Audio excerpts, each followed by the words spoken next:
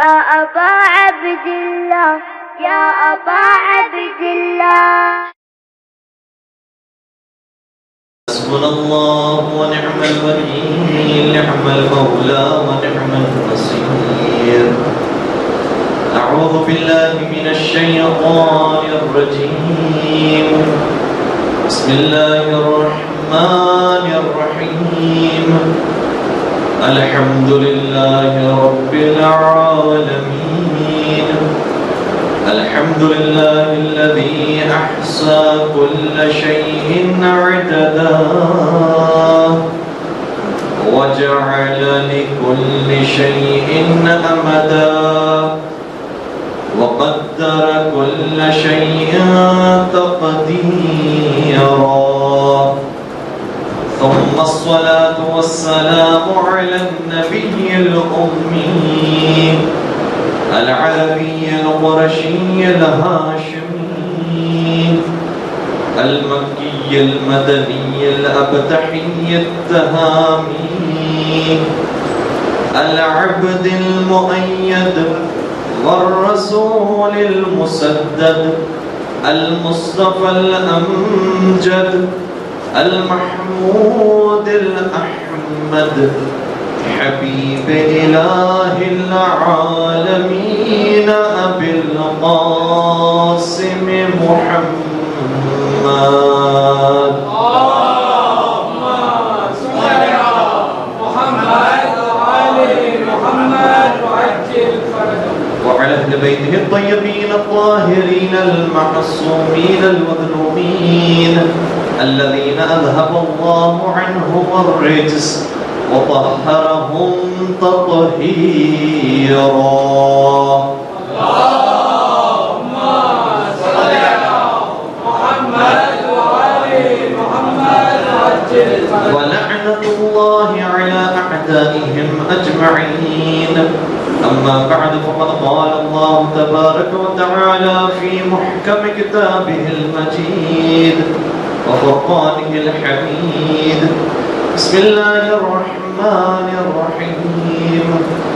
إن الذين اتقوا إذا مسهم طائف من الشيطان تذكروا فإذا هم مبصرون. درود پڑھ دیجیے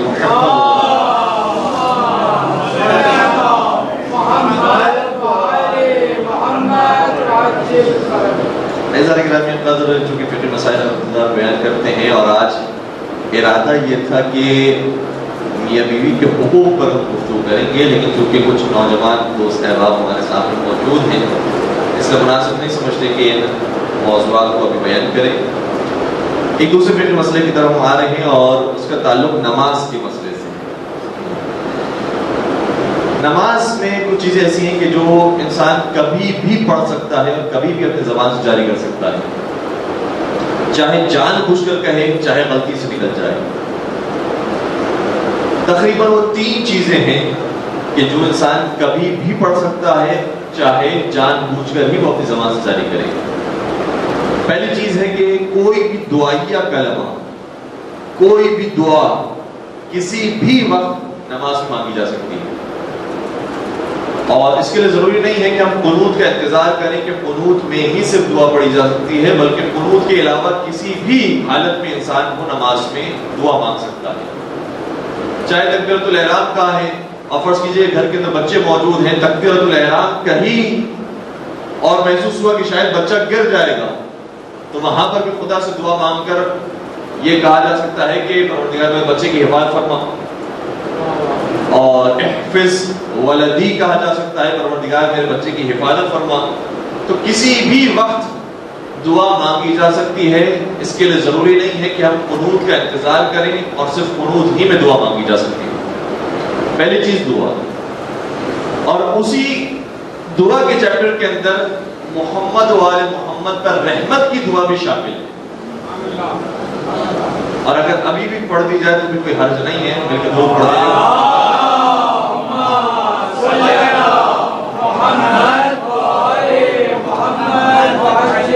تو یہ صلوات کبھی بھی پڑھی جا سکتی ہے، تکبیرۃ الاحرام کے بعد بھی، رکوع میں بھی، سجدے میں بھی، تشہد میں بھی، کبھی بھی صلوات پڑھی جا سکتی ہے. یہ ہو گئی دعا. دوسری چیز ہے کوئی بھی قرآن کریم کی آیت کبھی بھی کسی بھی وقت پڑھی جا سکتی ہے. تلاوت قرآن کریم کرنے کی نماز میں اجازت ہے اس نیت کے ساتھ کہ چونکہ پروردگار نے اجازت دی ہے کہ نماز میں کسی بھی وقت قرآن کریم کی تلاوت کی جا سکتی ہے، اس لیے ہم نے تلاوت کی ہے. تو نماز میں تلاوت کی جا سکتی ہے. ضروری نہیں ہے کہ جو ہم قیام کی حالت میں ہیں اور قرأت کا پیریڈ ہے صرف اسی میں ہی ہم قرآن کریم کی تلاوت کریں. اور تیسری چیز ہے ذکر الہی. کوئی بھی ذکر الہی، کوئی بھی تسبیح کسی بھی وقت نماز میں پڑھا جا سکتا ہے.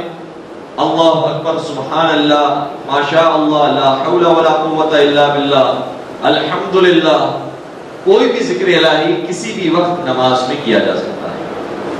یہ ہوگی تین چیزیں کہ جو نماز میں کسی وقت کرنے کی اجازت ہے، چاہے انسان کی بے اختیار زبان سے جاری ہو جائے، چاہے جان بوجھ کر زبان سے جاری ہو. لیکن اس کے علاوہ اگر کوئی اور جملہ غلطی سے بھی نماز میں سرزد ہو جائے اور جاری ہو جائے تو اگر غلطی ہوئی ہے تو نماز کے اختتام پر نماز مکمل کرنے کے بعد 2 سجدے سہو کرنا ضروری ہے. اچھا، سجدہ سہو بھی ایک ایسا موضوع ہے جو لوگ پڑھاتے ہیں اس موضوع کو اور اس عنوان کو توضیح مسائل پر اس کے چیپٹر موجود ہے. تو عام طور پر جہاں پر بھی سجدہ سہو کا لفظ آتا ہے کہا جاتا ہے 2 سجدے سہو، 2 سجدے سہو، 2 سجدے سہو. لیکن بعض جگہوں پر انہوں نے چھوڑ دیا ہے اور 2 کا لفظ نہیں لکھا ہے، سجدہ سہو واجب ہے یہ لکھا ہے. تو آدمی پریشان ہو جاتا ہے کہ یہ 1 سجدہ سہو کی بات کی جا رہی ہے، 2 سجدہ سہو کی بات کی جا رہی ہے. تو اس کے لیے قاعدہ کلی اور حکم یہ ہے کہ سجدہ سہو ہمیشہ 2 ہی کی صورت میں آتے ہیں، پیر کی صورت میں ہی سجدہ سہو آتے ہیں. جس طرح سے کہا جاتا ہے کہ اگر کوئی فلاں عمل کرنا ہو تو اس کے لیے فرض کیجئے کہ 4 رکعت پڑھیں، فلاں دعا پڑھنی ہو تو اس سے پہلے آپ 6 رکعت پڑھیں، 8 رکعت پڑھیں. تو کبھی بھی 6 اور 8 رکعت کا مطلب یہ نہیں ہوتا کہ پہلی رکعت سے لے کر 6 رکعت ایک ساتھ پڑھ ڈالیں، ایک ساتھ 8 رکعت پڑھ ڈالیں، بلکہ 2 کی صورت میں پڑھی جاتی ہے. جتنی مستحب نمازیں ہیں وہ 2 کی صورت میں پڑھی جاتی ہے سوائے کچھ استثنائی نمازوں کی. اسی طرح سے جب بھی سجدہ سہو کی بات آئے گی ہمیشہ ہی آئے گا کہ 2 سجدے سہو ایک ساتھ کیے جائیں. تو یہاں پر 2 کا مطلب یہ نہیں کہ 2 کے پیئر بنا کے 4 سجدے کر لیں. 2 کا مطلب بھی وہی 1 سجدہ سہو ہے جو پیئر کی صورت میں آتا ہے، اور 1 سجدہ سہو کا مطلب بھی وہی 2 سجدے ہیں کہ جو پیئر کی صورت میں آتے ہیں. سوائے یہ کہ انہوں نے کہا ہو کہ یہاں پر 1 نہیں 2 سجدے سہو کرنا واجب ہے، تو بات سمجھ آ جاتی ہے کہ اس کا مطلب 4 سجدے یہاں پر کرنا ضروری ہے. تو اگر غلطی سے کلام ہو جائے، جیسے بچہ جب گر جاتا ہے یا کوئی بھی ایسا کوئی واقعہ حادثہ پیش آتا ہے تو فوراً زبان سے نکلتا ہے، مثال کے طور پر اوہ، جو اوہ کا لفظ بھی نکل گیا ہمارے زبان سے بے اختیار، اس کے اوپر بھی 2 سجدے سہو ہوئے. اتنا لفظ بھی انسان نماز میں کسی اور مقصد کے لیے اور کسی اور کام کے لیے ادا نہیں کر سکتا. ہاں یہ الگ بات ہے کہ اگر کسی کو کھانسی آ رہی ہو، چھینک آ رہی ہو تو وہاں تو روکا ہی نہیں جا سکتا اس چیز کو، اس لیے اس کی اجازت ہے، اس سے سجدہ سہو واجب نہیں ہوتا اور اس سے نماز باطل نہیں ہوتی. لیکن وہ چیز جو انسان کے اختیار میں تھی لیکن اس وقت بے اختیار ادا ہو گئی، اور یہ عام طور پر اس وقت ہوتا ہے کہ جب انسان نماز کو اتنی زیادہ اہمیت نہیں دے رہا ہوتا. البتہ یہ کبھی کبھار یہ جملے ہماری زبان سے نکل آتے ہیں، ہم کوئی بہت بڑا دعویٰ کر لیتے ہیں کہ ہماری نماز میں بہت احتیاط ہے اور دوسروں کی نماز میں نہیں ہوتی، تو پروردگار ہمیں بھی سبق سکھاتا ہے کہ دیکھو تمہاری نماز میں کوئی احتیاط نہیں ہے. اس سے کوئی بہت بڑا دعویٰ نہیں کر رہے، لیکن بہرحال جب بھی نماز میں انسان توجہ کے ساتھ پڑھنا ہوتا ہے تو چھوٹی موٹی چیزیں ہو جاتی ہیں، اس سے زبان سے کوئی جملہ جاری نہیں ہوتا اور نہیں ہونا چاہیے. اگر ہو جائے تو 2 سجدے سہو کرنا ضروری ہے. یہ قاعدہ کلی. اور اسی طریقے سے اگر کوئی جان بوجھ کر نماز میں پورے اختیار کے ساتھ کوئی جملہ کہہ دے یا کوئی بھی لفظ ادا کرے جبکہ جانتا ہو کہ نماز میں ہو، غلطی نہیں ہے، اختیار کے ساتھ جان بوجھ کر کہے تو نماز ہی باطل ہے. یہ 3 طرح کے احکامات آپ کی خدمت بیان کی اور ابھی ہم خلاصہ بیان کر رہے ہیں. پہلی چیز یہ کہ ذکر الہی کرنا، دعا مانگنا یا قرآن کریم کی آیت پڑھنا یہ نماز میں جائز ہے، چاہے جان بوجھ کر پڑھی جائے چاہے غلطی سے نکل جائے. دوسرا مسئلہ یہ ہے کہ اس کے علاوہ کوئی بھی لفظ اگر غلطی سے ادا ہو گیا ہے تو اس سے نماز تو باطل نہیں ہوتی، لیکن نماز کے بعد 2 سجدے سہو کرنا ضروری ہے. اچھا 2 سجدے سہو بھی جب کیے جائیں تو فوراً نماز کی بات کی جائے. یہاں ہم نے سلام پھیرا السلام علیکم ورحمۃ اللہ وبرکاتہ اور فوراً سجدے میں چلے جائیں بغیر کچھ کیے. فوراً سجدے میں جائیں. ذکر سجدہ بھی پڑھا جا سکتا ہے اور ہم نے پہلے بیان کیا تھا بسم اللہ وباللہ السلام علیکم ایھا نبی ورحمۃ اللہ وبرکاتہ بھی پڑھا جا سکتا ہے اور بعض علماء نے واجب بھی قرار دیا ہے لیکن اکثر علماء نے یا احتیاط واجب کہا ہے یا احتیاط مستحب کہا ہے. اس لیے ہم دیگر براجم کی طرف رجوع کر کے یہ بھی کر سکتے ہیں کہ کوئی اور ذکر پڑھ لیں یا کچھ بھی نہ پڑھیں تب بھی وہ سجدہ سہو شمار ہو جائے گا. تو پہلا سجدہ انجام دے پھر بیٹھے پھر سجدہ انجام دے اور پھر تشہد اور سلام پڑھ کر سجدہ سہو کو مکمل کریں. یہ ہے پورے سجدہ سہو کا طریقہ. دوسری صورتحال یہ ہے کہ اگر ان تین چیزوں کے علاوہ کوئی اور چیز زبان سے جاری ہو گئی بے اختیار تو سجدہ سہو آ جائے. اور اگر بے اختیار نہیں بلکہ پورے اختیار کے ساتھ جان بوجھ کر انسان کوئی اور کلمہ جاری کرے جان بوجھ کر کیا ہے تو اسی وقت نماز باطل ہو جاتی ہے. اور حالت اختیاری میں جان بوجھ کر نماز باطل کرنا جائز بھی نہیں ہے. یہ گناہ کا کام ہے. بھرپور کوشش کرنی چاہیے کہ اس طرح کا کوئی فعل انسان سرزد نہ ہو جائے.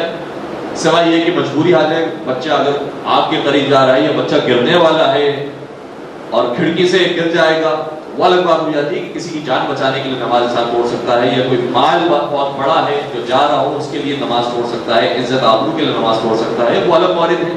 لیکن عام حالت میں انسان کو چاہیے کہ جان بوجھ کر اپنی نماز نہ توڑے. درود پڑھ دیجیے گا محمد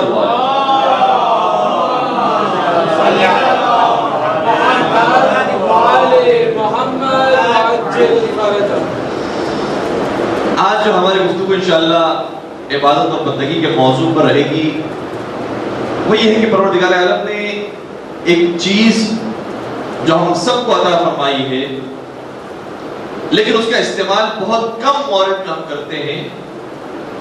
اگر وہ ہم بندگی کے راستے میں بھی کریں تو واقعا دنیا جہاں کی برکتیں ہمارے لیے نازل ہوں گی. خدا نے ایک مقام پر بہت خوبصورت بات کی ہے اور اس بات کو مختلف انداز سے روایات کے اندر بیان کیا گیا ہے تفسیریں کی گئی ہے اور بہت ہی خوبصورت آیت ہے. ارشاد ہوتا ہے کہ یرید اللہ بکم اليسر ولا یرید بکم العسر. پروردگار تمہارے لیے آسانیاں چاہتا ہے. پروردگار تمہارے لیے مشکلات نہیں چاہتا. اچھا اگر ہم دیکھیں تو تقریباً ہر ایک کی زبان پر ہے چاہے وہ کتنا ہی امیر کیوں نہ ہو کتنی ہی خدا نے اس کو نعمتیں اور دولتیں کیوں نہ دی ہو سبھی کی زبان پر ہے کہ یار دنیا بڑی مشکل ہے زندگی بڑی مشکل ہے بڑی مشکلات سے انسان زندگی گزارتا ہے. ہر ایک کی زبان پر یہی شکوہ ہے. جبکہ پروردگار قرآن کریم میں کہہ رہا ہے خدا تمہارے لیے آسانیاں چاہتا ہے خدا تمہارے لیے مشکلات نہیں چاہتا. اس کا مطلب یہ ہوا کہ اگر ہم خدا کے بتائے ہوئے راستے پر عمل کر رہے ہیں تو واقعا ہمارے لیے آسانیاں ہیں. اور اگر ہم سمجھ رہے ہیں کہ ہم خدا کے راستے پر عمل کر رہے ہیں لیکن مشکلات ہیں تو اس کا مطلب ہے کہ خدا کے راستے پر ہی نہیں. ہم سمجھ رہے ہیں کہ خدا کے راستے پر ہے لیکن حقیقت میں خدا کے راستے پر نہیں ہے کیونکہ خدا کے راستے میں تو آسانیاں ہی آسانیاں لگتی ہیں. یعنی اس کا مطلب یہ ہوا کہ انسان کسی بھی حالت کے اندر ہو کسی بھی کنڈیشن میں ہو چاہے وہ جھوپڑی کے اندر رہ رہا ہو وہ بھی اپنی زندگیوں میں آسانی محسوس کرے گا اگر وہ واقعا خدا کے راستے پر. اور اسی طرح سے اگر وہ محلات کے اندر ہی کیوں نہ موجود ہو وہ بھی اسی طرح سے پروردگار کے راستے پر چل رہا ہے تو آسانیاں محسوس کرے گا. خدا نے تمہارے لیے آسانیاں رکھی ہیں خدا نے مشکلات نہیں رکھی.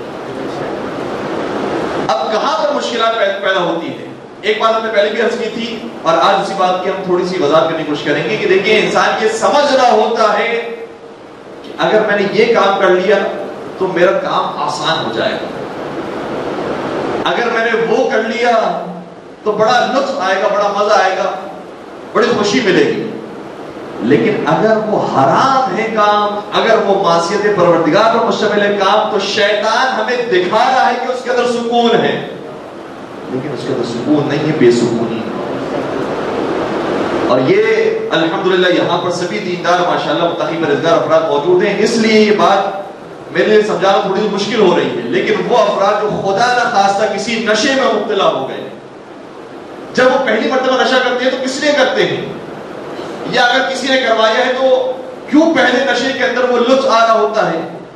کہتے ہیں جب پہلا نشہ ہوتا ہے تو انسان بڑے کیف کے اندر ہوتا ہے بڑے مستی میں ہوتا ہے سکون میں ہوتا ہے کہ مجھے دنیا جہاں کی ساری مشکلات میرے ختم ہو گئی. پہلی مرتبہ ایسے ہی ہوتا ہے لیکن قرآن نے کہا ہے وَلَا تَتَّبِعُوا خُطُوَاتِ الشَّيْطَانِ. یہ نہیں کہا کہ شیطان کی پیروی نہ کرو، کہا شیطان کے قدموں کی پیروی نہ کرو. یعنی شیطان آہستہ آہستہ قدم با قدم تمہیں اپنی طرف لے کر آتا ہے. ایک ساتھ تو تمہیں نشے نہیں بناتا، ایک ساتھ تمہیں شرابی نہیں بناتا، ایک ساتھ تمہیں کسی برائی کی طرف نہیں لے کر آتا، آہستہ آہستہ لے کر آتا ہے. یہ جو انجیکشن لگتا ہے آہستہ آہستہ لگتا ہے. اور ایک بڑی خوبصورت روایت ہے مولانا تقی امیر المؤمنین حضرت علی ابن ابی طالب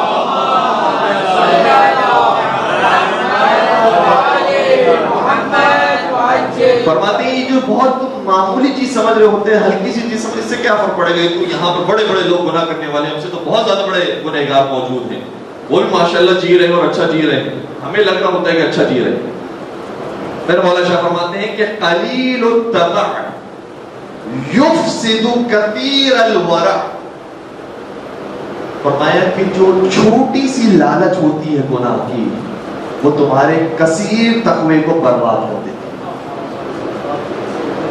کثیر ریاضتوں کو برباد کر دیتی ہے. چھوٹی سی لغزش جلا دیتی ہے ان عبادتوں کو، اور وہ جو لذت انسان حاصل کر رہا ہوتا ہے عبادات کے اندر، اس میں بہت زیادہ فرق آ جاتا ہے. ہم سمجھتے ہیں وہ چھوٹی سی چیز کر لی کیا فرق پڑے گا، اور کبھی کبھار تو توجہ ہی نہیں ہوتی کہ کیا یہ بھی خدا کے نزدیک اتنا بڑا گناہ ہے. چھڑے سرگاہ حضرت امام جعفر صادق علیہ السلام کے ساتھ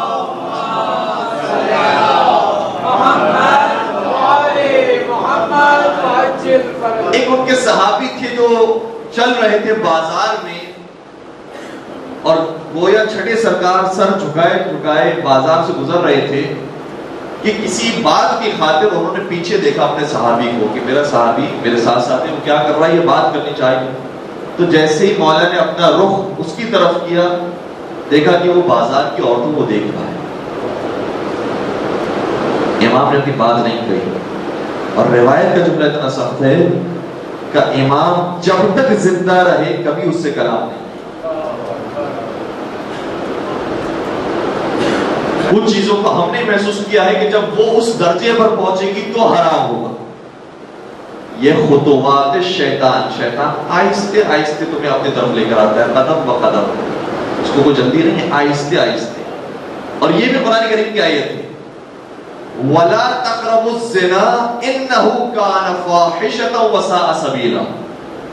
قرآن یہ کہہ رہا ہے کہ اس فعل قبیح کے قریب مت جاؤ. علماء نے اس میں بحث کی کہ قرآن یہ کیوں نہیں کر رہا؟ قرآن کو تو شارٹ ہونا چاہیے، جتنا مختصر سے مختصر ہوگا اتنا جامع ہوگا، زیادہ عرصے تک قائم رہے گا، بڑی کتاب ہوگی، لوگ کم پڑھیں گے، الفاظ کا چناؤ کم سے کم ہونا چاہیے. تو قرآن اگر یہی حکم دینا چاہتا ہے تو اس انداز سے بھی دے سکتا تھا. قرآن نے کہا وَلَا تَقْرَبُوا الزِّنَا. قرآن یہ بھی ڈائریکٹ کہہ سکتا تھا وَلَا تَزْنِ. وَلَا تَزْنِ میں 2 لفظ خرچ ہوتے ہیں، اور وَلَا تَقْرَبُوا الزِّنَا میں 3 لفظ خرچ ہوتے ہیں. کیوں قرآن نے 3 لفظ استعمال کیے جبکہ نتیجہ گویا 2 لفظوں سے بھی ظاہر ہو رہا تھا؟ قرآن یہ کہہ دیتا کہ وہ زنا نہ کرو، قرآن یہ نہیں کہا زنا کے قریب مت جاؤ. علماء نے اس سے نتیجہ نکالا، کہا وہ گناہ تو گناہ ہے ہی، اس کے جو مقدمات ہیں وہ بھی قرآن کی نگاہ میں حرام. چاہے ابھی اس مرحلے تک نہیں بھی پہنچا ہے، اگر مقدمات کو بھی انسان نے خدا خاصا انجام دے دیا یہ بھی گناہ ہے. انہو فاحشۃ وساء سبیلا، یہ بھی فاحشہ ہے، یہ بھی فحش کام ہے، وساء سبیلا، برا راستہ. اور روایت کا باقاعدہ جملہ یہ ہے، حضرت عیسیٰ علیہ السلام پر یہ وحی نازل ہوئی کہ ہم نے موسیٰ پر وحی کی تھی کہ وہ اپنی قوم کو کہیں کہ وہ زنا نہ کریں، لیکن اے عیسیٰ تم اپنی قوم کو کہو کہ زنا تو زنا، وہ تو بہت دور کی بات ہے، زنا کے قریب بھی مت جائے. باقاعدہ یہ روایت کا جملہ ہے کہ حضرت موسیٰ کی قوم کو وہ وحی کی تھی لیکن وہ قوم باز نہیں آئی. وہ سمجھ رہی تھی کہ ہم اس مرحلے پر نہیں پہنچیں گے، اس لیے باقی مقدمات کو انجام دے دیتے تھے. جب مقدمات کو انجام دے دیا تو خود بخود اس نتیجے پر بھی پہنچ جاتے تھے. اس لیے اب تمہیں پیغام یہ ہے کہ نہ وہ اس فعل قبیح کو انجام دے، نہ اس کے مقدمات کو طے کرے. یہ مقدمات کو طے کرنا بھی انسان کو اس مرحلے تک پہنچاتا ہے. اور پھر مولانا تقی امیر المؤمنین حضرت علی ابن ابی طالب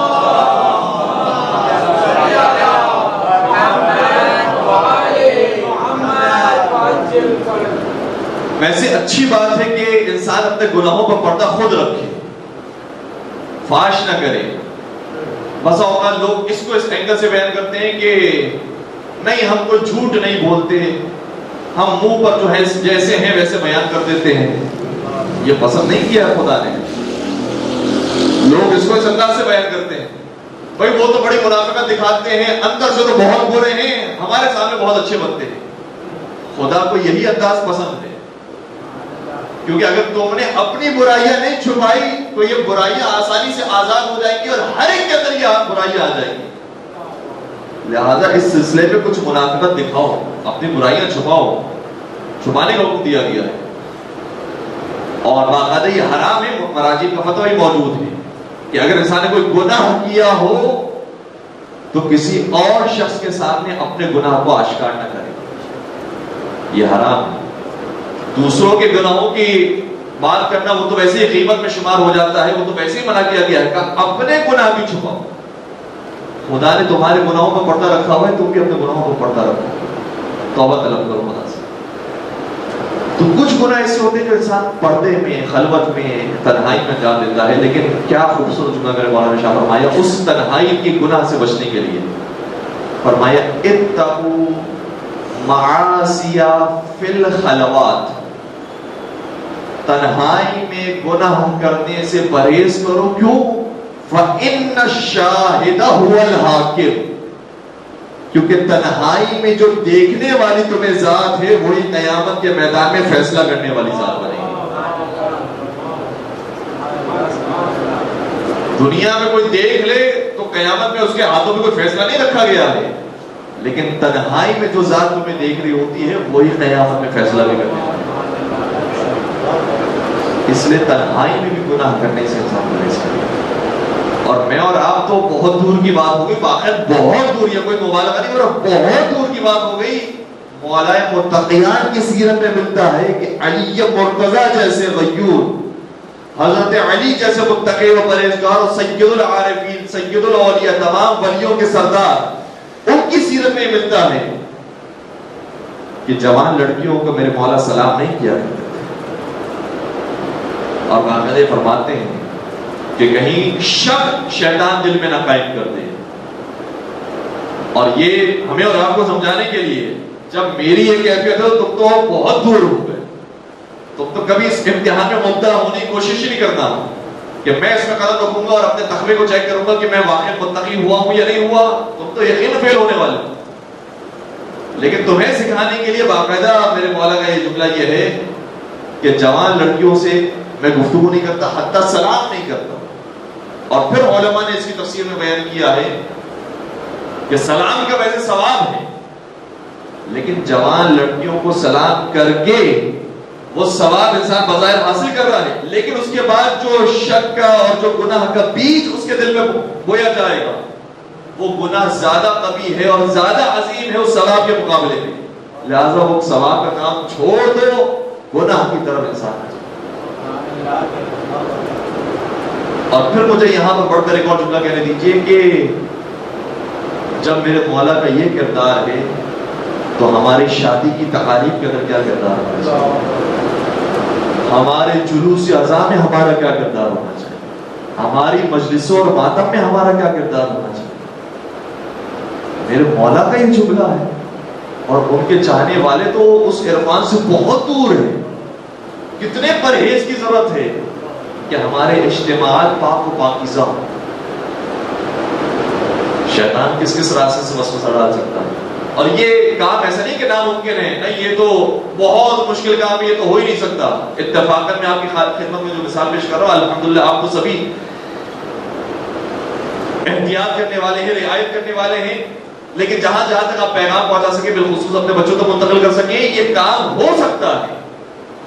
آیت اللہ مرزا رحیم ارباب جن کے بارے میں ہم خود روایت پڑھی اور پھر ایک اور عالم دین سے سنا کہ ان کے بیٹے نے بھی اس بات کی گواہی دی. کتاب کے اندر جو ہم نے ظاہر پڑھا تھا وہ یہ تھا کہ جب وقت آخر آ گیا ہوگا تو انہوں نے اپنے شاگردوں سے کہا، یا پتہ نہیں شاگرد نے ان سے سوال کیا کہ آپ کو اپنی کس بات پر فخر ہے کہ آپ نے زندگی میں ایک کام انجام دیا. تو انہوں نے فرمایا کہ نہ مجھے اپنی کتابوں پر کوئی فخر ہے کہ میں نے بہت کتابیں لکھ دی ماشاءاللہ، مجھے یہ توفیق ہوئی اور بہت کم لوگوں کو توفیق ہوئی، کہ نہیں مجھے اپنے شاگردوں پر بڑا ناز ہے کہ میرے شاگرد بہت ہے، ہر جگہ پر پھیلے ہوئے ہیں، نہیں مجھے اپنے علم پر بہت ناز ہے۔ فرمایا لیکن مجھے اپنی دو چیزوں پر ناز ہے۔ جو ہم نے کتابیں پڑھا تھا وہ پھر بھی کم سال تھی، لیکن ہم پہلے وہ بتاتے ہیں، اس کے بعد پھر ہم نے جو عالم دین سے سنا۔ کتاب کا جملہ یہ ہے لیکن مجھے اپنی دو چیزوں پر ناز ہے کہ 70 سال تک نہ میں نے کسی کی غیبت کی اور 70 سال تک نہ میں نے کسی نامحرم عورت کی طرف نگاہ اٹھا کر بھی دیکھی۔ ابھی تو اس کی بات ہی نہیں ہو رہی کہ وہ نگاہ حلال تھی یا حرام تھی، نہیں، وہ نگاہ ہی نہیں اٹھائی، نگاہ اٹھا کر دیکھا ہی نہیں۔ انسان اپنے آپ کو چیک نہیں کرے کہ میں کر سکتا ہوں یہ کام نہیں کر سکتا، نگاہ اٹھا کر دیکھا ہی نہیں۔ اور کتاب میں جو ہم نے پڑھا اس میں باقاعدہ جملہ یہ تھا کہ جب کہ ان کے گھر میں ان کی بہو ظاہر ان کے ساتھ رہتی تھی، بہو نہیں بلکہ بھابھی ان کے ساتھ رہتی تھی، بھابھی نامحرم ہے ان کے ساتھ رہتی تھی، اس کے باوجود بھی اپنے بھائی کی بیوی پر بھی کبھی نگاہ نہیں پڑی۔ حلال تو حلال، حرام حرام تو حرام، نہ حلال نگاہ نہ حرام نگاہ، نگاہ ہی نہیں اٹھا کر دیکھا۔ اتنی احتیاط 70 سال۔ لیکن جس عالم دین نے اس واقعہ کو نقل کیا انہوں نے کہا کہ نہیں، ان کے بیٹے سے میں نے پوچھا تھا تو بیٹے نے کہا کہ میرے بابا نے وقت آخر یہ قسم کھائی اور کہا میں قسم کھاتا ہوں کہ 80 سال تک میں نے کسی نامحرم عورت کی طرف نگاہ اٹھائی۔ 80 سال تک میں نے اپنی زندگی میں کبھی کسی کے اوپر کسی نامحرم مخاطب کے اوپر نگاہ اٹھائی۔ یہ معاملہ اتنا آسان نہیں ہے، بڑے بڑے لوگ اس کے اندر بہہ جاتے ہیں۔ برسیسہ عابد کی مثال موجود ہے، قرآن میں اس کا اشارہ ہے۔ بلعم باول کی مثال موجود ہے، قرآن میں اس کا اشارہ ہے۔ یہ دونوں ایسی ہستیاں تھیں جن کو پروردگار عالم نے مستجاب الدعوات بنایا تھا۔ اے ولی خدا تم دعا کرو گے تو تمہاری دعا رد نہیں ہوگی، ایسے ولی خدا تھے۔ لیکن جب خواتین کے ساتھ کسی گناہ میں ملوث ہوئے تو ایسے ان سے یہ چیزیں چھن گئی کہ قرآن یہ کہتا ہے کہ یہ کافر بن کے دنیا سے۔ برسیسہ عابد کی میں چھوٹی سی مثال دونوں کے حوالے سے چھوٹی سے بات عرض کروں۔ بہت بڑا عابد ہے، دنیا میں اس کا نام، لوگ اس کے پاس آتے ہیں دعا کروانے کے لیے۔ ایک دن ایک جوان اپنی بہن کو لے کر ان کے پاس آیا کہ یہ تو متقی پرہیزگار آدمی ہیں، ان سے کیا ہمیں خطرہ ہے؟ تو ان کا علاج کرنے کے لیے یا کوئی مسئلہ تھا یا بے اولادی کا مسئلہ تھا، کیا تھا، اس کی خاطر وہ بھائی چھوڑ کر تو چلا گیا اپنی بہن کو، لیکن شیطان ایسے موقع پر اور یہ عبادت کر رہے تھے۔ عبادت کے دوران شیطان نے کہا ابھی کوئی نہیں ہے، کوئی تمہیں نہیں دیکھ رہا اور تم تو ولی خدا کے نام سے پہچانے آتے ہو، اگر کوئی بات ہوگی تو اس کو قصوروار کہلایا جائے گا، تمہیں قصوروار کوئی نہیں کہے گا۔ یہ شیطان سارے بہانے دے رہا اور بالآخر اس نے وہ جرم کیا اور اس کے بعد حتیٰ جرم کرنے کے بعد جب یہ بات مشہور ہونے لگی تو اس لڑکی کو مار دیا، ایک کے بعد دوسرا جرم۔ اور پھر جب تحقیق ہوئی تو پتہ چلا کہ یہی جو مشہور ہے عابد کے نام سے کسی نے وہ گناہ کیا تھا اور اپنے گناہ کو چھپانے کے لیے لڑکی کو دفن کر دیا، مار دیا، ورنہ یہ لڑکی کہیں گم نہیں ہوئی ہے، مارا گیا ہے۔ تو اس کے بعد اس کے محاکمے کے طور پر عدالت میں جب اس کو لایا جا رہا تھا اس کے حوالے سے فیصلہ سنانے کے لیے کہ اس کو سزا دی جانے والی ہے، تو قرآن نے کوٹ کیا کہ شیطان اس وقت بھی اس کے پاس آیا اور کہا کہ اگر تم مجھے سر سے ہی سجدہ کر دو، کیونکہ ہاتھ پیر تو اس کے جکڑے ہوئے تھے، کہا کہ اگر تم مجھے سر سے ہی سجدہ کر دے تو میں تجھے اس مشکل سے نجات دوں گا۔ اور بالآخر اس نے عدالت میں شیطان کو دیکھ کر اس کے سامنے اپنا سر جھکایا اور سجدہ کیا، گویا شیطان نے کہا بس تیرا کام ختم ہو گیا، میں تجھے کیا بچاؤں گا، کیا تو مجھ پر بھروسہ کیے ہوئے ہے، میں تجھے اس سے نجات دوں گا، یہاں تک کھینچ کر لانے والا میں تھا، اب یہاں سے میں تجھے نجات دوں گا۔ قرآن کہتا ہے وہ اتنا مقدس انسان شیطان کے راستے پر آ کر شیطان بن کر اس دنیا سے عابد ولی خدا، یہ امتحان ہوا، وہ بھی نہیں بچ سکتا۔ اسی طرح بلعم باؤ مستجاب الدعوت، بہت ساری روایات ہیں ان کے بارے میں. ایک روایت یہ ہے کہ جناب موسیٰ کے لشکر میں شامل تھے، جناب موسیٰ کے صحابی تھے، لیکن جناب موسیٰ جب فرعون کے درگاہ سے بھاگ رہے تھے اور پورا لشکر لے جا رہے تھے، اس وقت فرعونیوں نے کہا کہ یہ مستجاب الدعوت ہے، اس کو پکڑ لو، اگر اس نے ہمارے حق میں دعا کر دی تو ہم بچ جائیں گے. بلعم باؤ کو کہا کہ ہمارے لیے دعا کرو، تم جو مانگو گے ہم تمہیں دیں گے، اور شہرت، پیسہ، حکومت سب کچھ دیں گے، تم ہمارے لیے دعا کرو. تو اس دنیا کی خاطر پہلے اس نے دعا کی فرعون کے لیے، لیکن خدا نے جیسے ہی اسے یہ دعا کرنا چاہیے، البتہ روایات مختلف ہیں، جب اس سے دعا کرنا چاہیے اس وقت یا تو اس سے یہ چیز چھین لی گئی، یا جس گدھے پر یہ سوار تھا وہ گدھا چونکہ فرعون کی نصرت کے لیے آگے نہیں بڑھ رہا تھا تو اس گدھے کو اس نے مارا، جانور کو مارا، تو خدا نے یہ صفت اس سے چھین لی. بہرحال جب اس سے یہ صفت چھین لی گئی تو جب یہ دعا کر رہا تھا کہ پروردگار تو فرعون کو بچا لے، موسیٰ کو ہلاک کر دے، تو خدا نے اس کی زبان کو پلٹ دیا. جب اس سے دعا یہ کرنا چاہیے تو دعا یہ زبان سے نکلی کہ پروردگار تو فرعون کو ہلاک کر دے، موسیٰ کو بچا لے. اور بار بار یہ کہتا رہا اور یہی دعا ہوتی رہی. تو فرعون نے کہا تم ہمارے ملازم ہو یا اس کے ملازم ہو؟ ہمارے لیے دعا کر رہے ہو، موسیٰ کے لیے دعا کر رہے ہو؟ تو کہا کہ میرے بس میں نہیں، میں تمہارے لیے کرنا چاہتا ہوں لیکن میرے زبان سے نکل نہیں رہی. تو کہا نہیں، اب تم نے یہ کام ہمیں کروا کے دینا ہے کیونکہ تم نے بد دعا کر لیا ہمارے لیے، اب تمہیں یہ کام کروا ورنہ تمہیں مار ڈالیں گے. تو اس نے اس وقت یہ نسخہ دیا کہ اگر تم چاہتے ہو کہ موسیٰ کے لشکر کو شکست دو تو اپنی عورتوں کو موسیٰ کے لشکر میں بھیج دو. اگر کسی ایک عورت کے ساتھ بھی برا فعل ہو گیا، یہ برا فعل پورے موسیٰ کے لشکر کو گھیر لے گا. اور یہی ہوا. جب فرعون کی عورتیں اس لشکر میں گئی تو ایک مرتبہ کسی نے ایک گناہ کیا، یہ گناہ پورے لشکر میں پھیل گیا، اور اتنی قوم موسیٰ علیہ السلام کی سست ہو گئی تھی کہ فرعون کامیابی کے قریب آ گیا. پھر جناب موسیٰ کے ایک وسیع اور ان کے ایک قریبی رشتہ دار وہ آئے اور پھر اس گناہ کا خاتمہ کیا، اور جو جو اس جرم کے اندر ملوث تھا اس کو سزا دی گئی، سنسار کیا گیا اور مختلف سزاؤں کے ذریعے اس برائی کو دور کیا گیا. تو بڑے بڑے عابد اس امتحان کے اندر جب آئے ہیں تو وہ بھی سمجھ نہیں پائے. اتنا خطرناک کی گناہ، اس گناہ سے بچنا انسانی بس کی بات. اور پھر ہم عبد الرحمن ابن ملجم کے اوپر لعنت بھیجتے ہیں، یقیناً اس کے اوپر لعنت اور 1000 بار لعنت، اتنا بڑا مجرم. لیکن اگر اس کی بھی تاریخ پڑھی جائے تو یہی بات اس میں نکلتی ہے. عبد الرحمن ابن ملجم پہلے تو مولا کے سپاہیوں میں شامل تھا، پھر خوارج میں آ گیا، اور پھر خوارج میں آنے کے بعد بھی چونکہ خوارج کے اندر بھی بظاہر دینداری موجود تھی، قرآن پڑھتے تھے، نمازیں پڑھتے تھے، جو ظاہری خوش دینی تھی وہ موجود تھی، صرف مولا علی کے دشمن تھے. لیکن وہ جو بظاہر عبادتیں تھی وہ بھی کیسے چلے گئی؟ ایک عورت کی وجہ سے. اس ایک عورت کی محبت میں آنے کے بعد جبکہ وہ کہہ رہا تھا کہ تم مجھ سے نکاح کر لینا، تم مجھ سے شادی کر لینا، تو اس عورت نے کہا کہ اگر تم مجھ سے شادی کرنا چاہتے ہو تو میرا مہر یہ ہے، اور ساتھ میں علی مرتضیٰ کا سر ہے، کیونکہ علی نے میرے باپ کو مارا ہے، علی نے میرے فلاں رشتہ دار کو مارا ہے، اس لیے علی مرتضیٰ سے انتقام لینا. علی سے اگر تم انتقام لے سکتے ہو تو پھر یہ میرا مہر ہے، میں تم سے شادی کر رہی ہوں. وہ حرام کا بھی نہیں کر رہا. بہت سے لوگ تو حرام کر کے بھی مطمئن ہیں، یہ حلال کے راستے پر تھا کہ میں شادی کروں گا اور اس کے بعد اس نتیجے پر پہنچوں گا. لیکن اس حلال کے راستے میں بھی شیطان نے اتنا بڑا حرام رکھ دیا کہ وہ حلال بھی اس کے لیے بہت سے حرام سے زیادہ بڑا حرام ہو گیا. بظاہر سمجھ رہا ہے میں حلال راستے سے جا رہا ہوں، مہر ہی حرام قرار دے دیا، لیکن وہ اس کام کو بھی انجام دیتا ہے تاکہ میں حلال طریقے سے نکاح کر لوں. اور اس کے بعد روایات یہ کہتی ہیں کہ اس عورت کا چہرہ مسخ ہو گیا اور وہ پھر انسان ہی نہیں رہی، جانور میں تبدیل ہو گئی، اور عبد الرحمن ابن ملجم کو بھی گرفتار کر لیا گیا. نہ اس کو دنیا مل سکی نہ آخرت مل سکی.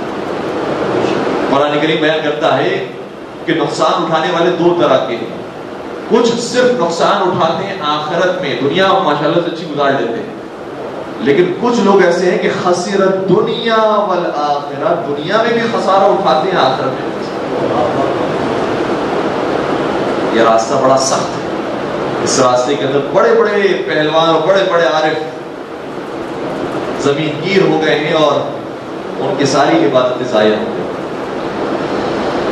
بس عزیزوں، یہ جو راستہ ہے اس میں ایک جو توفیق پروردگار کی طرف سے ہمارے شامل حال ہوتی ہے وہ یہ ہے کہ خدا نے توبہ کا دروازہ ہمیشہ کھلا ہے.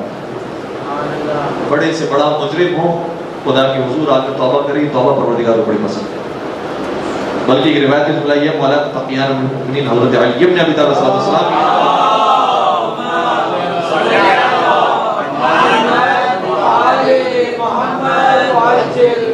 ایک شخص آیا اور کہا کہ میں نے وہ فنا برا کام کیا ہے. میرے مولا نے کہا شاید خواب دیکھا ہوگا, تم نے کیا نہیں ہوگا. جبکہ مولا جانتے ہیں جو کہہ رہا ہے اس میں حقیقت ہے, صداقت ہے, لیکن مولا اس کو بچانا چاہتے تھے حد جاری کرنے سے, سزا نہیں دینا چاہتے تھے. کہا کہ نہیں شاید تم نے خواب میں دیکھا ہوگا. کہتا نہیں یا علی میں نے یہ فعل انجام دیا, آپ مجھے پاک کر دیجیے, اور اگر آپ نے مجھے پاک کر دیا تو میں قیامت کے عذاب سے بچ جاؤں گا, آپ مجھے پاک کر دیجیے. میرا مولا نے کہا کہ خوب اس کے اوپر فکر کرو, سوچ لو, پھر آنا میرے پاس اور بتانا کہ تم نے واقعی یہ کیا تھا نہیں کیا تھا, ابھی چلے جاؤ. چلا گیا حکم امام پر. جب دوبارہ آیا کہا کہ یا علی مجھے پاک کر دیجیے. کہا کیا مطلب؟ میرے مولا جانتے ہیں تجاول عارفانہ سے کام دے رہے ہیں, کیا مطلب میں تمہیں پاک کر دوں. کہا کہ یا علی آپ بھول گئے, میں پہلے بھی آیا تو کہا تھا کہ مجھ سے غلطی ہو گئی تھی, میں چاہتا ہوں کہ آپ مجھ پر حد جاری کریں تاکہ مجھے یہیں پر ہی سزا مل جائے, یہیں پر بھی اس کا عذاب مل جائے, قیامت کے عذاب سے میں بچ جاؤں. میرے مولا نے کہا کہ نہیں پھر سوچو, شاید ہو سکتا ہے کہ تم نے خواب میں دیکھا ہو, تم نے بیداری میں بھی کوئی خواب دیکھتے ہیں اس طرح سے کر لیا ہو, تم سے ہو سکتا ہے کہ فیل نہ ہوا, بعد میں تم سوچ کر آنا. پھر چلا گیا, پھر آیا, پھر کوئی بات نہیں, یا علی مجھے پاک کر دیجیے. پھر میرے مولا کہتے ہیں چلے جاؤ یہاں سے. کیوں یہ بار بار کہہ رہے تھے؟ روایت یہ کہتی ہے کہ اگر یہ کام کرنے والا خود اقرار کرے آ کر اپنے گناہ کا کہ میں نے یہ کام کیا ہے, تو پہلی مرتبہ اقرار کرتا ہے تو اس کے اوپر حاکم وقت حد جاری نہیں کر سکتا. دوسری مرتبہ اقرار کرے تو حد جاری نہیں کر سکتا. تیسری مرتبہ اقرار کرے تو حد جاری نہیں کر سکتا. جب 4 مرتبہ اقرار کر لے تب جا کر پروردگار کا حاکم اس کے اوپر حد جاری کر سکتا. مولا اس کے حد کو ٹالنا چاہتے تھے. بھائی تم بچ جاؤ گے, تم توبہ کر لو بس کافی ہے. اگر تم نے کیا ہے خدا کے درمیان اور اپنے درمیان معاملہ رکھو, سب کے سامنے آشکار نہ کرو, چھپاؤ اس بات کو, چھپاؤ اس بات کو. لیکن وہ جب بار بار آ کر کہتا رہا, یہاں تک اس سے 4تھی مرتبہ آ کر کہا کہ اے علی مجھ پر حد جاری کیجئے, مجھے پاک کر دیجئے, میں نے گناہ کیا ہے. میرے مولا نے کہا کہ بس اب میرے اوپر حجت تمام ہو گئی, اب میں اس سے زیادہ نہیں کر سکتا, تمہیں رعایت نہیں دے سکتا, اس پر حد جاری کرو. جب حد جاری کرنے کے لیے جایا جا رہا تھا تو میرے مولا نے بڑا خوب سوچ میں فرمایا کاش وہ تنہائی میں اپنے اور خدا کے درمیان اس گناہ کی معافی طلب کر لے تو وہ معافی زیادہ بہتر ہوتی اس حد جاری کرنے کے مقابلے میں. وہ خدا جو حد جاری کرنے کے بعد اپنے بندے کو معاف کر دیتا ہے کہ حد جاری کے بغیر معاف نہیں کر سکتا. یہ توبہ اتنی طاقتور چیز ہے, اگر سچے معنوں میں توبہ کر لے تو پروردگار اسے بڑے بڑے گناہ کے بعد بھی معاف فرما دیتا ہے. اور اسی طرح سے چھٹے سرکار حضرت امام جعفر صادق علیہ السلام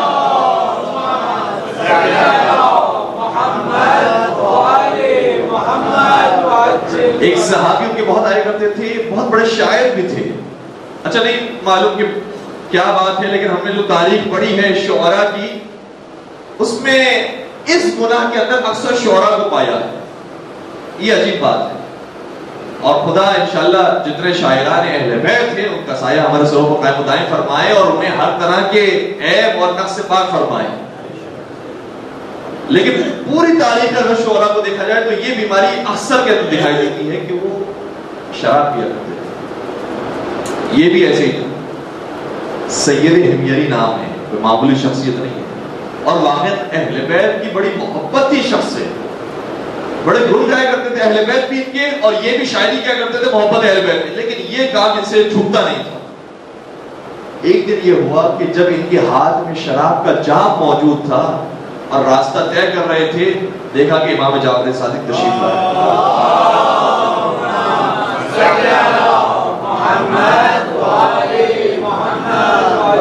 ابھی یہ جام چھپا چھپا کر لے جانے والے تھے, امام جعفر صادق تشریف لے آئے. گھبرا گیا میں کیا کروں, پیچھے مڑ کے دیکھا کہ کہیں دائیں بائیں راستہ نکلتا ہو تو میں چھپ کے وہیں سے نکل جاتا ہوں, امام کا آمنا سامنا نہ ہو جائے. آگے پیچھے مڑا، ساری گلیاں بند گلی کے پیچھے بند گلی ہے، آگے امام ہے، اور امام کو تو معلوم ہے کہ میرے پاس کیا موجود ہے۔ امام ویسے علم غیب سے واقف، اور میرے قریب آ کر اگر انہوں نے پوچھ لیا کہ تیرے ہاتھ میں کیا ہے تو میں کیا جواب دوں؟ ہاتھ لرز رہا ہے، میرے مولا میرے قریب نہ ہے، مجھے سلام نہ کرے، اپنی آبا سے اپنے آپ کو چھپایا ہوا، اس چیز کو بھی چھپایا ہوا ہے، اور قریب سے گزر رہے، امام نے سلام کر دیا، جواب سلام دیا۔ امام نے پوچھا کہ تمہارے ہاتھ میں کیا ہے؟ جان نکل گئی، کیا کہوں فرزند رسول میرے ہاتھ میں کیا ہے؟ اچانک سے ذہن میں آیا شاید خدا آبرو بچا لے، کیا کہ فرزند رسول میرے ہاتھ میں دودھ ہے، جھوٹ بول کر آگے نکلنا چاہتے۔ امام نے فرمایا اچھا دودھ ہے تو ہمارے ہاتھوں میں ڈالو، ہمارے ہاتھوں میں ڈالو، دودھ گراؤ ہمارے ہاتھوں میں۔ واقعہ بڑا سخت مرحلہ ہوتا ہے کسی ماننے والے کے لیے کہ امام کے ہاتھ میں یہ گرا ہے اور یہ بتائے کہ یہ میں لے کر آیا ہوں آپ کے لیے۔ لیکن روایت کے جملہ یہ تنقیح المقال کے اندر علامہ مامکانی نے اس روایت کو لکھا ہے کہ جیسی اس نے شراب کا جام الٹا کیا، جو چیز گر رہی تھی وہ شراب نہیں دودھ تھا۔ فَإِذَا هُوَ لَبَنٌ، واقعی وہ دودھ میں تبدیل ہو گیا، جیسے دودھ میں بدلنا تھا۔ امام نے سوال کیا اے سید حمیری یہ بتاؤ تمہارے وقت کا امام کون ہے، تم کس کو امام مانتے ہو؟ سید حمیری بھی شاعر تھی، محب اہل بیت، کہنے لگے میں اس کو امام مانتا ہوں جس کے سامنے شراب بھی دودھ بن جاتا۔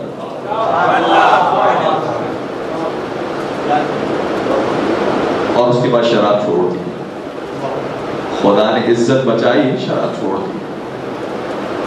اور پھر جب ان کا دنیا سے انتقال ہوا تو لوگوں نے کہا کہ اچھا ہوا سید حمیری مر گئے، امام کو آپ خوشخبری دے رہے ہیں، وہ آپ کے نام کو بدنام کرتا تھا، وہ شراب پینے والا تھا، اچھا وہ مر گیا۔ امام نے کہا کیا کہہ رہے ہیں، خدا اس پر رحمتیں نازل کرے۔ کہ مولا وہ تو شراب پینے والا تھا، آپ کہہ رہے اس پر رحمت نازل کرے۔ امام نے فرمایا ہمارا کوئی شیعہ نہیں ہے مگر یہ کہ وہ گناہ میں ملوث بھی ہوتا ہے تو مرنے سے پہلے خدا اسے توفیق توبہ نصیب فرماتا ہے۔ اور اپنے مصلی کو پلٹا اور کہا کہ دیکھو یہ ہے اس کا توبہ نامہ جو ہمارے پاس موجود ہے، اور اس میں لکھا ہے کہ اے امام جعفر صادق میں اس گناہ پر توبہ مانگتا ہوں اور شرمندہ ہوں آپ سے، آپ مجھے معاف فرما دیجیے۔ سید حمیری توبہ کر کے دنیا سے رخصت۔ اور سید حمیری ہی کے بارے میں روایت یہ ہے کہ پہلے جب ملک الموت ان کے پاس آئے اور روح قبض کرنے والا تھا تو بہت خوبصورت تھے، بہت حسین و جمیل تھے، لیکن جب موت کا وقت آیا تھا تو پورا بدن سیاہ پڑ گیا، جیسے موت کی وجہ سے ان کی یہ حالت ہو گئی ہو، اور اتنا سیاہ جیسے کوئلہ ہو، اتنا سیاہ پڑ گیا۔ لیکن پھر کہتے ہیں کہ جب دشمنان اہل بیت خوش ہو رہے تھے کہ دیکھو یہ محب اہل بیت ہے، اس کا یہ انجام ہوا کیونکہ یہ اہل بیت سے نعوذ باللہ محبت کرتا تھا، اس لیے یہ انجام ہو رہا ہے اس کا۔ جیسے ہی لوگ باتیں کرنے والے تھے اسی وقت ایک اور نورانی نقطہ ان کے بدن پر جاری ہوا اور اس نے پورے بدن کو نورانی کر دیا۔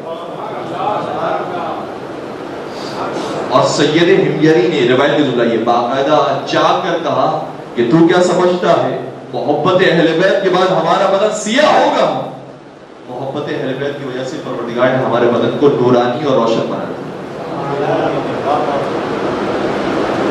تو توبہ کا دروازہ ہمیشہ الحمدللہ پروردگار کی طرف سے کھلا ہوا ہے، لیکن کب انسان کو توفیق توبہ نصیب ہوتی ہے اور کب انسان سمجھتا ہے کہ مجھ سے یہ غلطی ہو رہی ہے، مجھے توبہ کرنی چاہیے، اور جس میں پروردگار کے سامنے حاضر اور ناظر آ کر معافی طلب کرنی چاہیے۔ انشاءاللہ پروردگار ہم سب کو توبہ کرنے کی توفیق نصیب فرمائے۔ قرآن کریم کی آیت یہ کہ ان اللہ یحب التوابین، پروردگار توبہ کرنے والوں سے بہت محبت کرتا ہے۔ کچھ افراد سے جو محبت کرتا ہے ان میں ان اللہ یحب التوابین و یحب المتطہرین کے الفاظ ظاہر دو مقامات پر قرآن کریم میں آیت موجود ہے، توبہ کرنے والوں سے بہت محبت کرتا ہے۔ ہم ایک دعا بھی بیان کرنا چاہتے تھے لیکن وقت بھی ہمارے پاس موجود نہیں ہے، اور دعا بھی وہ طولانی ہے، انشاءاللہ کوشش کریں گے کل کے جو 2 دن ہمارے پاس 2 دن اس اعتبار سے کہ چونکہ اس کے بعد امام حسن مشتبہ علیہ السلام کی ولادت بسادت کی تاریخ ہے، انشاءاللہ اس حوالے سے ہم جشن بیان کرنے کی کوشش کریں گے، اور اس سے پہلے اس دعا کو جو امام وقت کی دعا ہے اور اس میں پیغام دیا ہم سب کو زندگی کی کن کن باتوں کے اوپر خاص توجہ رکھنی چاہیے، اور چونکہ تھوڑی سی طولانی دعا ہے، پرچے کے ساتھ آپ کی بیان کریں گے، ترجمہ پیش کریں گے تاکہ انسان کو اندازہ ہو کہ کن چیزوں کے اوپر بطور خاص توجہ ہونی چاہیے۔ پہلا جملہ میں عرض کر دیتا ہوں تاکہ بعد میں بھی اس کا مطالعہ لوگ کرنا چاہیں تو کر سکیں، اور واقعا ایسی دعا ہے جو ہر گھر میں لگی ہونی چاہیے، اس کے ترجمے پر ہر وقت نظر ہونی چاہیے۔ فرماتے ہیں امام وقت یہ دعا کرو، بلکہ امام وقت کی خود دعا ہے، اللہم ارزقنا توفیق الطاعہ وبعد المعصیہ وصدق النیہ وعرفان الحرمہ۔ پروردگار، یہ چار چیزیں تو بہت بنیادی چیزیں ہیں۔ پروردگارہ، اطاعت کرنے کی ہمیں توفیق عطا فرما، معصیت سے دور رہنے کی توفیق عطا فرما، وحسن النیہ، اور ہماری نیتوں کو پاک اور پاکیزہ کرتے ہیں، خالص فرما دیں۔ اور پھر آگے فرماتے ہیں وعرفان الحرمہ، اور جو حرام کام ہے وہ کیوں حرام ہے اس کی معرفت ہمیں نصیب فرما، اس کے اثرات کیا پڑتے ہیں یہ ہمیں نصیب فرما۔ اور معصومین کے بارے میں ملتا ہے، معصومین ایسے نہیں کہ خدا کی طرف سے نعوذ باللہ ہم یہ کہیں کہ روبوٹ بنا کر بھیج دیے گئے ہیں، اب یہ کوئی کام ہی نہیں کر سکتے، پروردگار نے جو ان کے اندر فیڈ کر دیا، بلٹ ان ہے ان کے اندر چیزیں، بس وہی کریں گے۔ ان کی خاص پھر فضائل کیوں ہوئے؟ فضائل اس وجہ سے کر سکتے ہیں، اختیار موجود ہے، لیکن کرتے نہیں۔ کیوں نہیں کرتے؟ خود امام سے سوال کیا گیا، کہا اس لیے نہیں کرتے کیونکہ گناہ کی آلودگی ہمیں دکھائی دے رہی ہوتی، ہم گناہ کی آلودگی کو دیکھ رہے ہوتے ہیں، عرفان الحرمہ، حرام کی معرفت ہمارے پاس ہوتی ہے، اس لیے بس پروردگار انشاءاللہ ان حرام سے بچنے کی ہم سب کو توفیق نصیب فرمائے۔ وہ غم جو زمانے کے امام کو بھی کھایا جا رہا ہے، اور زیارت ناحیہ میں باقاعدہ جو امام کے جملے ہیں، لَأَنْتُمَنَّا عَلَيْكَ صَبَاحًا وَمَسَاءً وَلَأَبْكِيَنَّ لَكَ بَدَلَ الدُّمُوعِ دَمًا۔ اے مولا حسین، میں آپ کی شہادت کو یاد کر کے ایسے روتا ہوں کہ آنکھوں سے پانی کے نہیں خون کے قطرے ٹپکتے ہیں۔ تو کسی نے خواب میں جب زمانے کے امام سے ملاقات کی تو فرمایا کہ اے مولا امام زمانہ، یہ تو بتائیے کہ کون سی ایسی کربلا کی مصیبت ہے جس کو یاد کر کے آپ خون کے آنسو روتے ہیں؟ اور پھر خود جواب بھی دینے لگا، مولا شاید وہ علی اکبر کی مصیبت ہوگی، جب آپ نے شبیہ رسول کو پشتے پر سے زمین کربلا پر آتے ہوئے دیکھا ہوگا، ان کو یاد کر کے آپ خون کے آنسو روتے ہیں۔ سنیں کہ زمانے کے امام نے کیا جواب دیا، کہا وہ مصیبت اس سے اور عظیم ہے اور اتنی بڑی مصیبت ہے کہ اگر خود علی اکبر اس مصیبت کو دیکھ لیتے تو وہ بھی خون کے آنسو روتے۔ کہا پھر حضرت عباس کی شاید مصیبت ہوگی، جب غازی عباس کے دونوں شانے قلم ہو گئے، علی اکبر شاید اس مصیبت کو دیکھتے تو خون کے آنسو ہوتے۔ کہا نہیں، اگر خود عباس بھی زندہ ہوتے تو وہ بھی اس مصیبت کو دیکھ کر خون کے آنسو ہوتے۔ کہا پھر شاید مولا حسین کی مصیبت ہوگی، اس وقت تو کوئی بھی نہیں ہے۔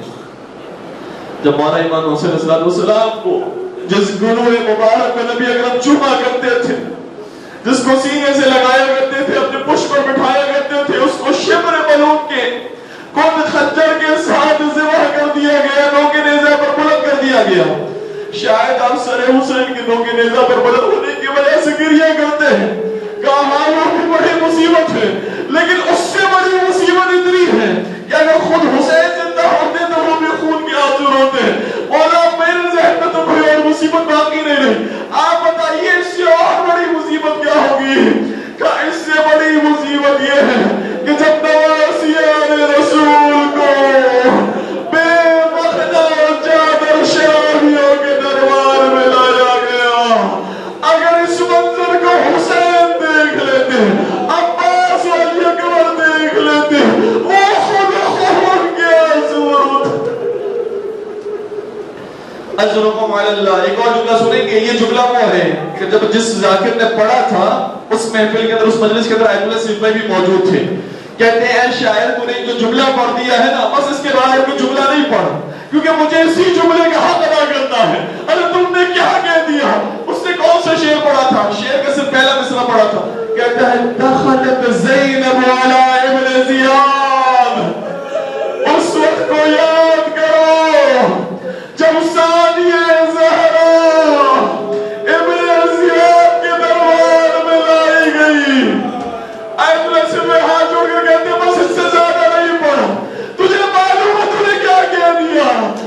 جس کو رات کی تاریکی میں بھی کسی نے نہیں دیکھا تھا، جس کے پردے کا خیال علی مرتضی حسن مجتبی حسین سید الشہداء نے رکھا، وہ جس کے پردے کے لیے عباس کے بازو قلم ہو گئے، علی اصغر کا گلا چھٹ گیا، وہ جس کے پردے کے لیے دنیا قربان ہو گئی، وہ جس کے پردے کی وجہ سے آج دنیا جہاں کی عورتیں پردہ کرتی ہیں، اس بیوی کو بے پردہ کر کے شرابی کے دربار میں لا کر کھڑا کر دیا گیا۔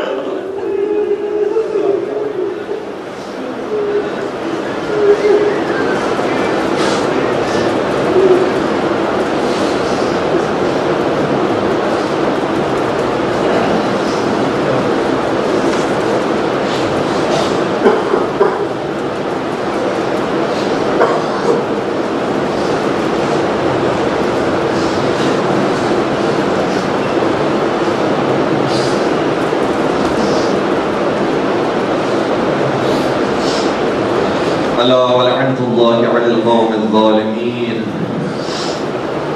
وسيعلم الذين ظلموا أي منقلب ينقلبون۔ پالنے والے ہمارے اس خلیص عبادت کو اپنی بارگاہ میں قبول فرمائیں، ان گنہگار آنکھوں سے جو آنسو بہے ہمیں روحانی حضرت سیدہ کائنات میں جگہ نصیب فرما، ہمارے تمام گناہ کبیرہ صغیرہ کی مغفرت فرما، بالخصوص نگاہ حرام کی گناہ سے بچنے کی ہم سب کو توفیق عطا فرما، ہمارے مرحومین کی بھی مغفرت فرما، انہیں جوار مسجد پاک میں جگہ نصیب فرما۔ پالنے والے اگر مشکلات ہماری زندگی میں آتی ہیں تو ان مشکلات کو ویسے دور فرما، اور اگر مشکلات ہمارے حق میں بہتر ہوں تو اس پر صبر و شکر کرنے کی توفیق نصیب فرما۔